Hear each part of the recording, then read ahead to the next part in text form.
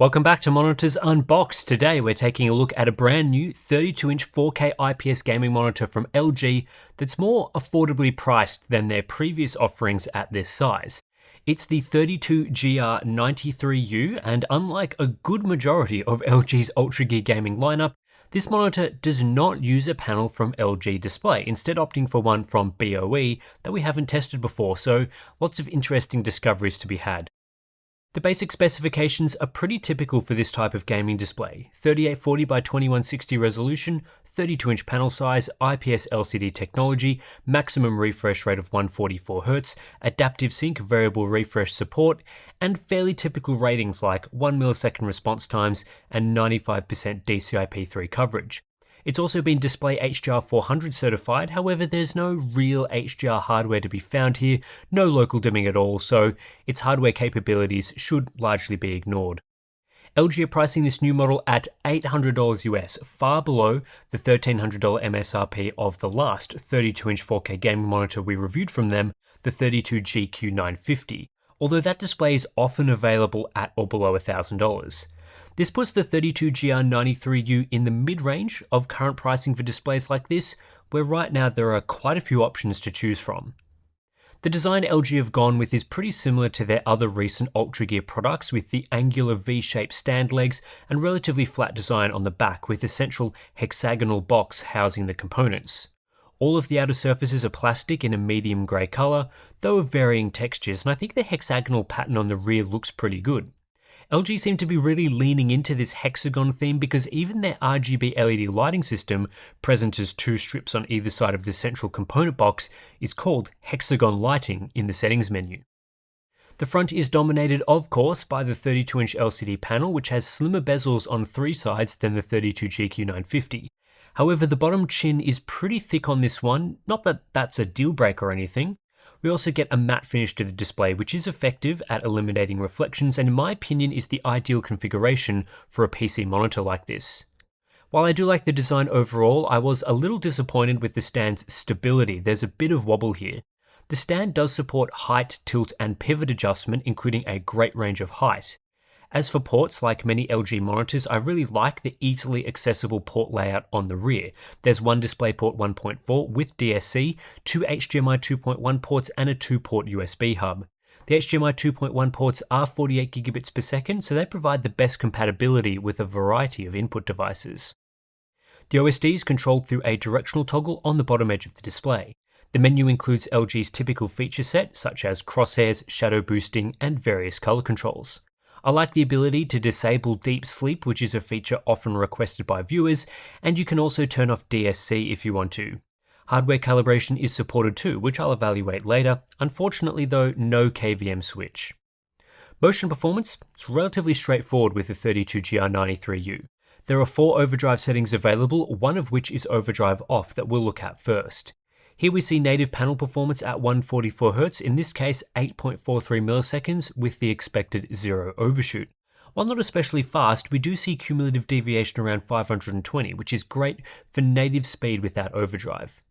The next setting up is normal overdrive, which improves the average response to 7.12 milliseconds, again with no appreciable overshoot. A step up from there is the fast mode, which delivers a 6.03 millisecond response average and a small but negligible increase to overshoot. This mode provides the best cumulative deviation of all 4 at 144Hz and is what I'd choose when gaming at the highest refresh rate. The faster mode is the highest overdrive setting on offer, and like a lot of top modes, it has a lot of overshoot and poor cumulative deviation in an attempt to reduce response times for marketing purposes, or at least that's what I would assume. Anyway, I wouldn't recommend this mode. What's good to see is that the 32GR93U does offer a single overdrive mode experience when using fast overdrive. At 144Hz we get good refresh compliance, and while it's not the fastest mode I've ever seen, this sort of speed is preferable to pushing response times too high and introducing more overshoot. Then as we move down the refresh rate range, response times stay relatively consistent around the 6 millisecond mark and overshoot increases somewhat. But even near 60Hz we only see an inverse ghosting rate of 5%, which is still highly usable and doesn't really present as obvious artifacts on screen, so variable refresh gamers can opt for the fast mode and enjoy a good experience no matter their in-game FPS. Compared to other monitors using their best overdrive settings at the highest refresh rate, The 32GR93U offers a solid mid-table result. This new panel outperforms last generation offerings like we saw in the ASUS PG32UQ and MSI MPG321UI-QD, offering better response times and lower overshoot. It is similar to a few other 4K monitors I've tested, like the LG 27GP950 and Lenovo Y32P30. However, it's not quite as well tuned as the previous 32GQ950 from LG, and on the balance of things, it seems similar to the Gigabyte Fi32U/M32U. The 32GR93U on average though ends up pretty well tuned. It performs similarly to the 32GQ950 despite coming in at a lower price, while outperforming the 27GP950 also from LG.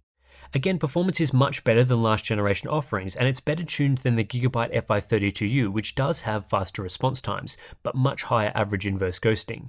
This looks to be a great balance for this new LG model, so let's confirm with cumulative deviation. As I thought it might be, the 32GR93U is among the best tuned 32-inch 4K gaming monitors I've tested, with average cumulative deviation of just 479. On par with other great displays like the Neo G7 from Samsung and the 32GQ950. It's only 9% better in this metric than the Lenovo Y32P30, so that's pretty negligible, but it does hold an advantage over the older crop of large 4K displays. 30% better than the Gigabyte Fi32U, 45% better than the PG32UQ. Those are significant differences for IPS monitors. At a fixed 120Hz, the 32GR93U offers a good experience with its 6ms average response and no overshoot, though I still think there's a bit of extra performance to be extracted at that refresh rate. 60Hz performance is very good though, offering a relatively fast response time and low overshoot, a combination you don't see often for 4K monitors, and something I think is still quite relevant given the performance requirements to game at 4K. There's no backlight strobing support on this monitor, a feature that LG typically don't like to expose if the quality isn't good enough. Several of its competitors like the Lenovo Y32P30, ASUS PG32UQ, they do offer strobing, but the quality across these products is not amazing, so I don't think this is a big loss. Input lag is great on this display for a product that tops out at 144Hz with just a 0.4ms processing delay. All other 32-inch 4K gaming monitors I've looked at deliver a sub 1ms experience, so from a competitive sense, this isn't unusual, but it does confirm that we get a solid latency experience. With that said, 144Hz isn't especially fast these days, so competitive gamers that are gunning for the best latency might prefer something with a 240Hz refresh, even if that means sacrificing resolution. BOE tends to produce displays with excellent efficiency, and that's no different with the 32GR93U, similar to what we've seen from the MSI 274 UPF that also used a BOE panel. The 32GR93U uses 19% less power at the same 200 nit brightness level as the next best 32-inch 4K 144Hz monitor, the Y32P30. It's also around 25% better than AU Optronics quantum dot panels like we get in the MPG321UI-QD, 30% better than the Innolux panel in the Fi32U, and 34% better than the LG panel in the 32GQ950. With up to an 18-watt difference, that's sizable for a monitor, and while it may not have a huge impact on your power bill overall, it's good to see efficiency improvements. For color performance, the 32GR93U is a wide gamut monitor sporting 98% coverage of the DCI-P3 color space, which is excellent and makes this monitor quite suitable for color accurate work in this gamut. It also provides 74% coverage of Rec 2020, which is a mid-table result these days. Buyers that are after the absolute highest gamut coverage will still prefer the quantum dot enhanced LCDs like the PG32UQ that deliver over 80% coverage and excellent Adobe RGB coverage, but this new LG is still decent. I was quite happy with this monitor's factory grayscale calibration. It delivers a flat CCT average, decent adherence to the sRGB gamma, and low delta E's for a gaming monitor.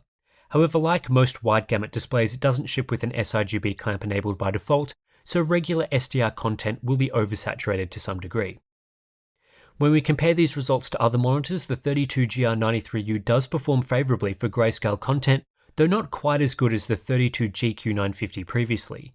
Color checker results are mid-table, and with most of these monitors not including a factory gamut clamp, these are highly influenced by color space coverage.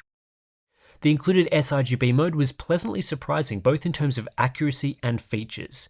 Normally we'd see things like white balance controls locked when the sRGB mode is enabled, but that's not the case here. User white balance settings are still available.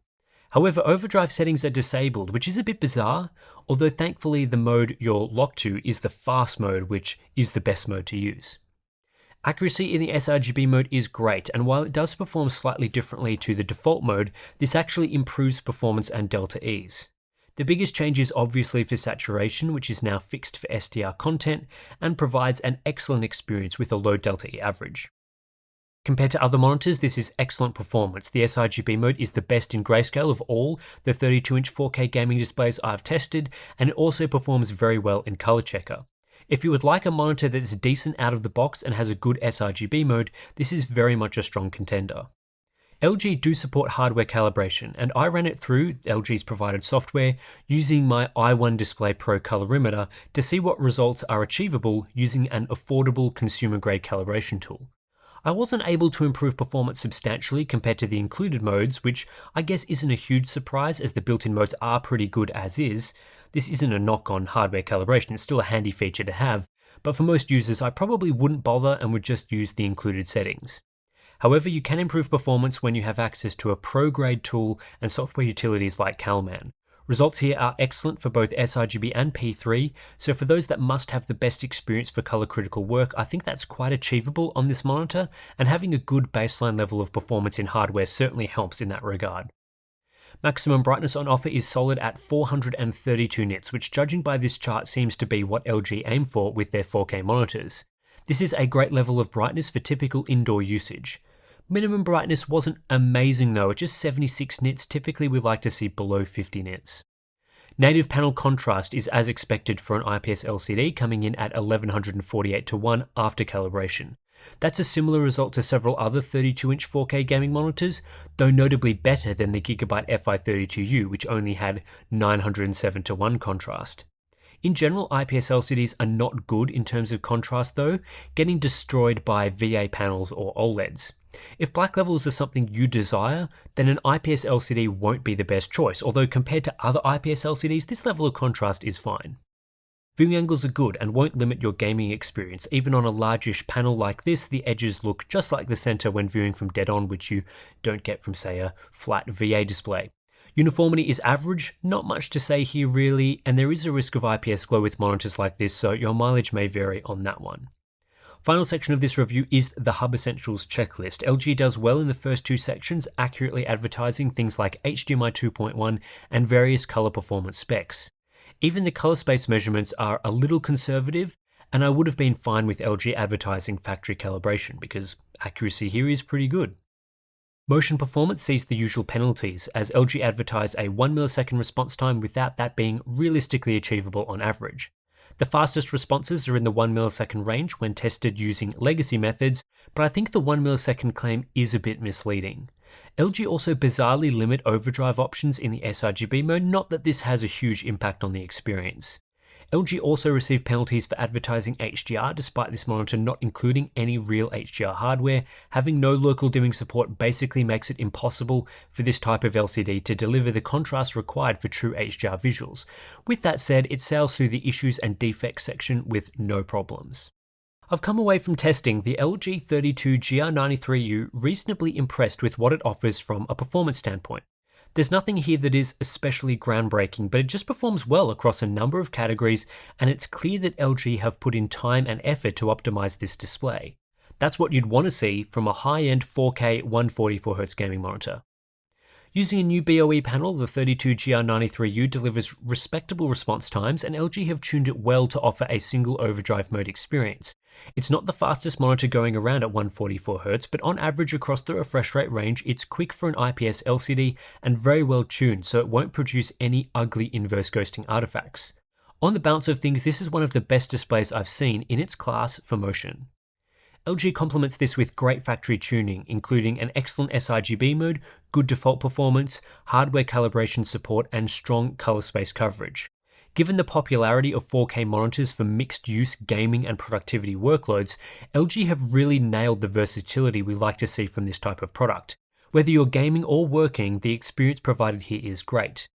LG are also able to stand out more than usual with a product like this because I haven't been super impressed with other 32-inch 4K displays, particularly those released a few years ago.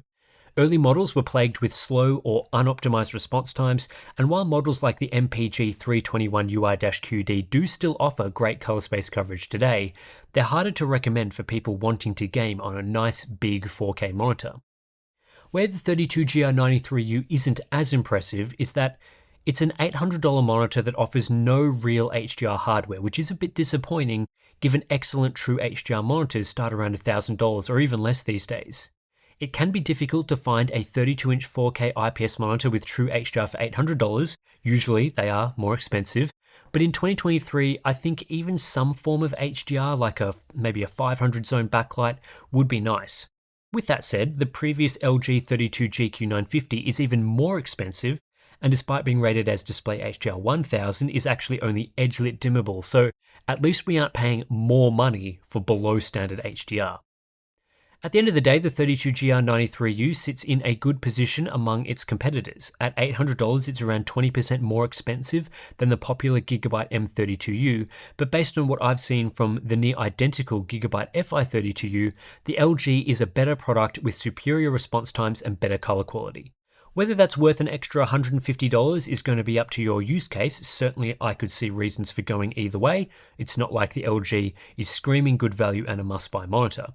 The Lenovo Legion Y32P30 is probably the closest competitor at $750 US. Again, I think the LG's pricing is fair in comparison, and I'd definitely buy either of these instead of an older product like, say, the PG32UQ or MPG 321UI-QD these days. I think LG have done just enough here, and like with many of their other monitors, hopefully it will age well due to LG's constant price cuts and sales.